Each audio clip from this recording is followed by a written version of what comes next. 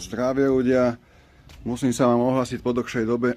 Nemal som teraz vôbec čas, lebo som si plnil svoje plány, alebo naše plány.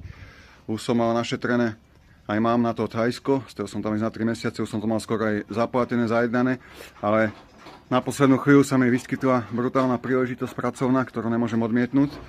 Proste takto Boh chce, takto chce vesmír.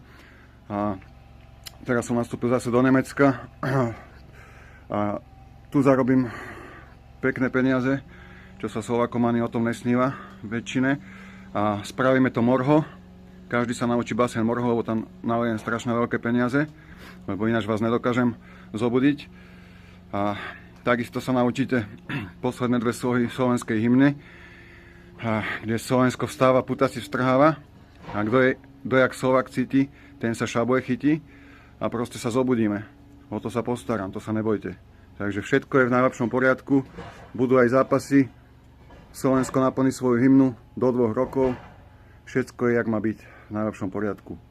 Zatiaľ sa držte a nikdy sa nevzdajte a bojujte.